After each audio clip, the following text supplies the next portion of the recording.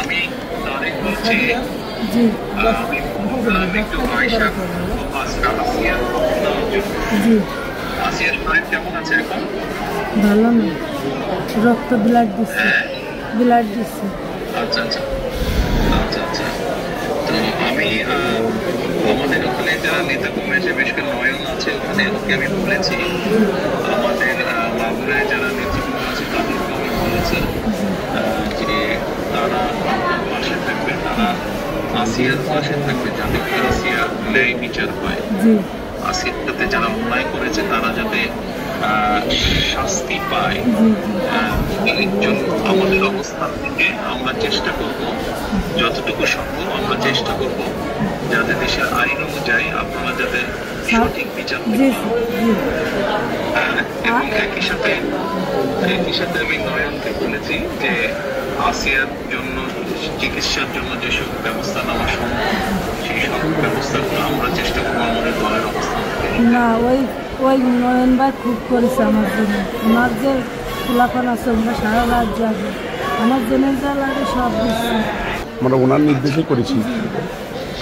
আপনার কাছে এইটুকু আবদার যে আমার ছোট বলি আপনি যদি দেখতেন ওই বুকগুলো বিক্রি করেছে, তাহলে আপনারই কেন দায়িত্বেন যে ওরা কি জঘন্য খারাপ ব্যবহার করেছে আমার মানুষের। আপনাদের কাছে এইটুকু অনুরোধ যে আমার শাস্তি তো দেবেনি, আর আমার দিকে মনে ক্ষতি করেছে ওরা, এইটুকু আপনার কাছে আবদার থাকবে, এইটুকু বিচার দিলাম আমি। ইনশাআল্লাহ আমরা আমাদের অবস্থান থেকে আমরা চেষ্টা করবো যাতে আসিয়া ন্যায় বিচার আমাদের সেই প্রচেষ্টা থাকবে।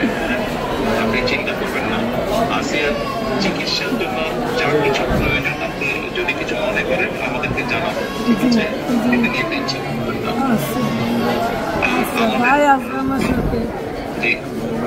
আমাদের লোকজন সবাই নেতারা আপনার পাশে, আসিয়ার পাশে তারা থাকবে। নয়ন ভাই, আপনি নয়ন ভাই আছে, আপনি আছেন, আপনি তো সব দেখতেন, তারপরে আমার দেখতে কি যায়। আমি তো ওই দোয়াই করি যাতে আমার বইটা বই ফেরত আসে। ইনশাআল্লাহ টেনশন করবেন না, চিন্তা করবেন না, দেশের মানুষ আপনার পাশে আছে।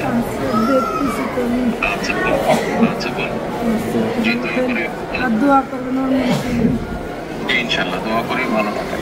আসসালামু আলাইকুম। জি স্যার, আসসালামু আলাইকুম স্যার। আসসালামু আলাইকুম। কার সাথে কথা বললেন?